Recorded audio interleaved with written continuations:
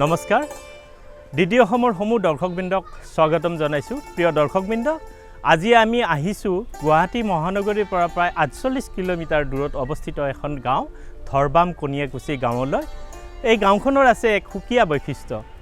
মহাত্মা গান্ধীয়ে যি স্বচ্ছতাৰ সপোন দেখিছিল, এই গাঁওখনৰ বাসিন্দাসমূহে সেই সপোন দিঠকত পৰিণত কৰাৰ বাবে তেওঁলোকে য'ত পৰনাস্তি চেষ্টা কৰি আছে। আহকচোন আমি সেই গাঁওখনলৈ আগবাঢ়োঁ।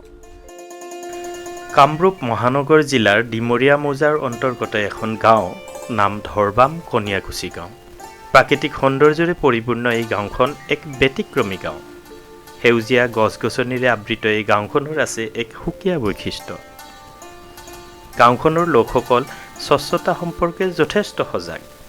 এক প্লাষ্টিক মুক্ত গাঁও গঢ়াৰ বাবে বাসিন্দাসকল সংকল্পবদ্ধ। প্ৰিয় দৰ্শকবৃন্দ, এই গাঁওখনত সোমাই দেখিছোঁ চাৰিওফালে স্বচ্ছতাই পৰিষ্কাৰ পৰিচ্ছন্নতা গাঁওখনৰ অন্যতম বৈশিষ্ট্য যেন লাগিছে। আমাৰ এজন দাদাক দেখিছোঁ। দাদা অকণমান মাত দিবচোন। আমি আপোনালোকৰ গাঁৱত আজি আহিলোঁ। আহি দেখা পাইছোঁ গাঁওখন সোমাই বহুত পৰিষ্কাৰ পৰিচ্ছন্নকৈ আপোনালোকে ৰাখি থৈছে গাঁওখন। স্বচ্ছতা সম্পৰ্কে আপোনাৰ মনৰ অনুভৱ আৰু গাঁওখন কেনেকৈ আপোনালোকে ইমান চাফ চিকুণকৈ ৰাখিছে, এই বিষয়ে দুআষাৰ কওকচোন। প্ৰথমতে ডিডি আসামক ধন্যবাদ জনাইছোঁ। তেখেতসকলে ইমান ভিতৰুৱা গাঁও এখনত আহি আমাৰ গাঁওখনৰ বিষয়ে যে আমাক জানিব বিচাৰিছে। আচলতে আমাৰ গাঁওখন আমি সদায় তেনেকুৱাই চাফাকৈ ৰাখিব বিচাৰোঁ, কাৰণ স্বচ্ছতা বা পৰিষ্কাৰ পৰিচ্ছন্নতাটো মানুহৰ জীৱনৰ মন্ত্ৰ হোৱা উচিত। নিজৰ ঘৰৰ পায়খানা বা আপোনাৰ চোতালখন, পাকঘৰখন যেনেকৈ আমি চাফা কৰি ৰাখোঁ, ঠিক তেনেকৈ আমি নিজৰ ৰাস্তা পদূলি বা আমাৰ সমাজখন আমি সেনেকৈ চাফা কৰি ৰাখিব বিচাৰোঁ। কাৰণ লেতেৰা পেতেৰা হ'লে মানুহৰ বহুত বেমাৰ আজাৰ হয় বুলি আমি ভাবোঁ। সেইকাৰণে আমি সকলোৱে ভাবোঁ গাঁওখন যিমান দূৰ পাৰোঁ পৰিষ্কাৰ পৰিচ্ছন্ন ৰাখিব পাৰোঁ, যাতে বেমাৰ আজাৰ নহওক। পলিথিন মুক্ত, বীজাণুমুক্ত আৰু প্ৰদূষণমুক্ত এখন যদি সমাজ আমি গঢ়িব পাৰোঁ, তেতিয়াহ'লে আমাৰ ভৱিষ্যত প্ৰজন্মই যেতিয়া আমাৰ এই নতুন পৃথিৱীত জন্ম হ'ব, ভূমিষ্ঠ হ'ব, এনেকুৱাই সুন্দৰ এখন পৃথিৱী পাব, য'ত সিহঁতৰ লেতেৰা, পলিথিন বা প্ৰদূষণ, বীজাণু থকা এখন এইবিলাক কথা সিহঁতৰ মনত নাভাবিব। গতিকে আমি ভাবিছোঁ সকলোৱে এনেকৈ চাফ চিকুণকৈ থাকিব লাগে। সেই মনোবৃত্তিৰে আমি যিমান দূৰ পাৰোঁ মোৰ নিজৰ আমাৰ এই পদূলিমুখবিলাক আৰু লগতে সমাজৰ চবকেইটা মাহটোত আমি 2বাৰমান চাফা কৰোঁ তেনেকুৱাকৈ। গতিকে আমি সেই বুলিয়ে গাঁওখন তেনেকুৱাই চাফা কৰি ৰাখিছোঁ। আৰু আপোনালোকে সেই গাঁওখনৰ গোটেই চাফ চিকুণবিলাক চবেই উমৈহতীয়াভাৱে একেলগে কৰেনে? হয়, এইটো তাৰমানে আমি বন্ধ দিনত আমি এটা নিৰ্দিষ্ট দিন ঠিক কৰোঁ যে আমুক দিনাখন আমি চাফা কৰিম। গোটেই সমূহীয়াভাৱে 2-3 দিনৰ আগতে আমি আলোচনা কৰোঁ যে লেতেৰা হৈছে, এনেকুৱাকৈ চাফা কৰিব লাগিব, বৰ গাঁওখন লেতেৰা হৈছে বা পদূলিবিলাক মানে লেতেৰা হৈছে। সেইকাৰণে সেই সমূহীয়াভাৱে আমি চব কাম কৰোঁ। অকল ৰাস্তা পদূলি বোলো নহয়, আমাৰ যিকোনো সমাজ উন্নয়ন হওক, ৰাস্তা ঘাটে কাম হয়, এনেকুৱাই কৰোঁ আমি।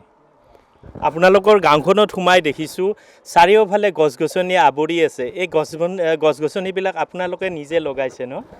হয়, তাৰমানে আচলতে আমি আমাৰ ট্ৰাইবেল মানুহখিনি সদায় মানে পাহাৰত থাকে, পাহাৰৰ দাঁতি কাষৰীয়া অঞ্চলত থাকে।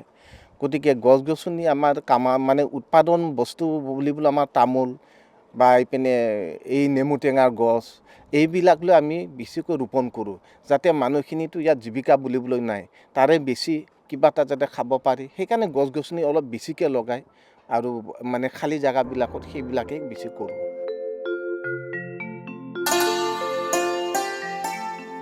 গছপুলি ৰোপণেৰে গাঁওখনক পৰিৱেশ প্ৰদূষণমুক্ত কৰি ৰাখিবলৈ যথেষ্টখিনি গুৰুত্ব প্ৰদান কৰি আহিছে এই গাঁৱৰ লোকসকলে। যিকোনো উৎসৱ পাৰ্বণত গাঁওখনৰ লোকসকলে গছপুলি ৰোপণ কৰি প্ৰাকৃতিক পৰিৱেশ সুস্থ কৰি ৰাখিবলৈ অবিৰত চেষ্টা চলাই আহিছে।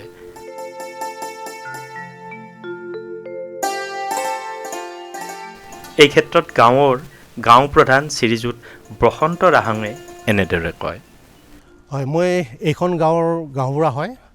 আচলতে আজি আমি স্বচ্ছতাৰ ওপৰত আমি মাহৰ প্ৰতিদিনে দুদিনমানকৈ আমি চাফ চিকুণতাৰ মাজত আমি কামবোৰ কৰি থাকোঁ।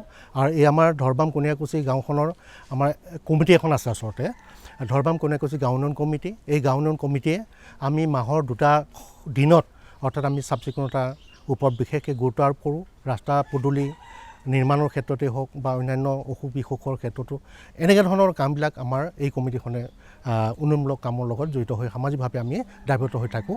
আৰু বিশেষকৈ আমাৰ এই ৰাস্তাবিলাক যিহেতুকে স্বচ্ছতাৰ ওপৰত আমি বিশেষকৈ গুৰুত্ব দিছোঁ, প্ৰাকৃতিক সৌন্দৰ্যৰ ওপৰত বেছি গুৰুত্ব দিছোঁ।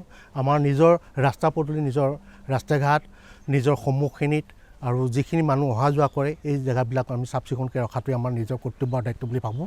গতিকে মই আজি স্বচ্ছতাৰ এই শুভ দিনটোত মই নিজকে থাকি পেলাই আমাৰ ৰাইজৰ সহযোগত এইখিনি স্বচ্ছতা নিবাৰণ কৰিবলৈ পাই মই নিজে সুখী হৈছোঁ।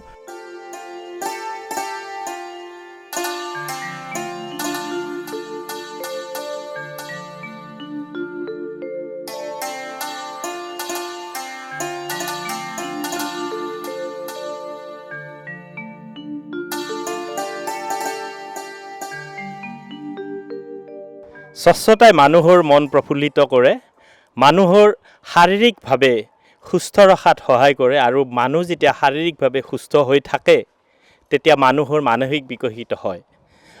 আমাৰ মাজত এই গাঁৱৰে কেইজনীমান বাইদেউ আছে, তেওঁলোকৰ পৰা এই স্বচ্ছতা সম্পৰ্কে তেওঁলোকৰ মনোভাৱ জানিব বিচাৰিম। বাইদেউ, আপোনালোকৰ গাঁৱত আহিছিলোঁ, আহি গাঁওখনৰ চাফ চিকুণতা বহুত দেখা পালোঁ। আপোনালোকে কেনেকৈ এই গাঁওখন চাফ চিকুণ কৰি ৰাখিছে আৰু স্বচ্ছতাৰ প্ৰয়োজনীয়তা আপোনালোকে কেনেদৰে অনুভৱ কৰে? নমস্কাৰ। আমি মানে এই ধৰবাম কণীয়াকুছি গাঁৱৰ সকলো পুৰুষ মহিলাই মাহত 2বাৰকৈ ওলাওঁ এই স্বচ্ছ অভিযানত, নিজৰ ৰাস্তা ঘাট পদূলি চাফ চিকুণ কৰি ৰাখিবলৈ, যাতে আমাৰ এই চাফ চিকুণ হ'লে নিজৰ মনবোৰো প্ৰফুল্ল হৈ থাকে। আমি নিজক যেনেকৈ সজাই পৰাই ৰাখোঁ, ঘৰৰ পদূলি ৰাস্তা ঘাট চাফ চিকুণ ৰাখিলে ভাল হয়, মনবোৰ প্ৰফুল্ল থাকে আৰু বেমাৰ আজাৰৰ পৰাও হাত সাৰিব পাৰি। সেইবাবে আমি গাঁওখনৰ পুৰুষ মহিলাই মিলি এইখিনি অভিযান কৰোঁ, যাতে বহুত বেমাৰৰ পৰা আমি হাত সাৰি থাকিব পাৰোঁ আৰু নিজকে স্বাস্থ্যৱান কৰি ৰাখিব পাৰোঁ। বাইদেউ, আপোনালোকে নিজে সদায়ে এনেকৈ চাফ চিকুণ কৰেনে? সদায় মানে এই মাহত ওলাবা দেই আৰু বাৰ এটা চাই সকলোকে ওলাবা দেই চাফা কৰিবৰ কাৰণে। মাহত 2-3 বাৰ কৰোঁ। শুকন দিনতো ভালেই লাগে আৰু চাফা কৰি। বাৰিষা দিনত যি পানী উঠে, এতিয়া আমাৰ ৰাস্তা বেয়া, সেইকাৰণে ভাল নালাগে। তথাপিও আপোনালোকে গাঁওখন বহুত চাফ চিকুণকৈ ৰাখিছে, হয়নে? চাফ চিকুণতাটো ভালে, নিজৰ দেহাটো যেনেকৈ চুচি মাগি গা পা ধুই থাকোঁ সেনেকৈ ৰাস্তাটোকো ৰাখিব লাগে। আপোনালোকৰ এই গাঁওখনৰ যিখিনি চাফ চিকুণতা আপোনালোকে ৰাখিছে, এই গাঁওখনৰ এই পৰিৱেশটো বেলেগৰ কাৰণে নিদৰ্শন হ'ব পাৰে ন বাইদেউ? হয়, হ'ব পাৰে। আপোনালোকে এই চাফ চিকুণ ল'ৰা ছোৱালীবিলাককো এনেকৈ শিকাইছেনে? আমি শিকাইছোঁ। ধৰ সিহঁতে কেতিয়াবা কিবা পেকেট খাই আহিলে মানে সিহঁতে য'তে ত'তে পেলাই দিয়ে। তাৰপিছত আমি মানে এনেকৈ ডাষ্টবিন বনোৱা আছে, আমি কওঁ আৰু তাতে সিহঁতে মানে পেকেটকেইটা পেলাই দিয়ক আৰু ৰাস্তাত পেলাব নালাগে। প্লাষ্টিকমুক্ত পৰিৱেশ গঢ়াৰ বাবে গাঁওখনৰ লোকসকলে নিজাববীয়াকৈ বাঁহেৰে সজাই লৈছে কিছুমান পেলনীয়া সামগ্ৰীৰ পাত্ৰ। এই পাত্ৰবোৰতেই গাঁৱৰ বৃদ্ধৰ পৰা শিশুলৈকে জাবৰ জোথৰ প্লাষ্টিক আদি পেলায় আৰু সময়ে সময়ে সেইবোৰ খালী কৰি নিষ্কাশিত কৰে।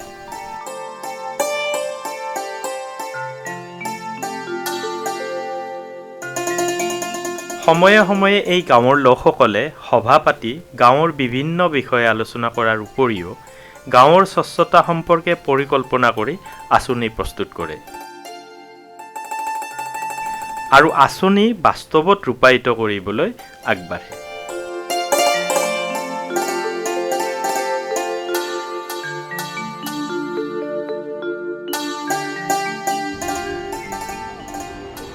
প্ৰিয় দৰ্শকবৃন্দ, ধৰবাম কণীয়াকুছি গাঁওখন ঘূৰি পকি চাই বহুতো আপ্লুত হ'লোঁ। গাঁওখনৰ মানুহবিলাক সজাগতা ইমান বেছি যে স্বাস্থ্য পৰিৱেশৰ প্ৰতি তেওঁলোক বহুত সজাগ আৰু গাঁওখন ইমান ধুনীয়াকৈ তেওঁলোকে চাফ চিকুণ কৰি ৰাখিছে সঁচায়ে এই গাঁওখন আনৰ বাবে নিদৰ্শন হৈ ৰওক আৰু আজি এইখিনিতে এই অনুষ্ঠানৰ পৰা বিদায় মাগিছোঁ নমস্কাৰ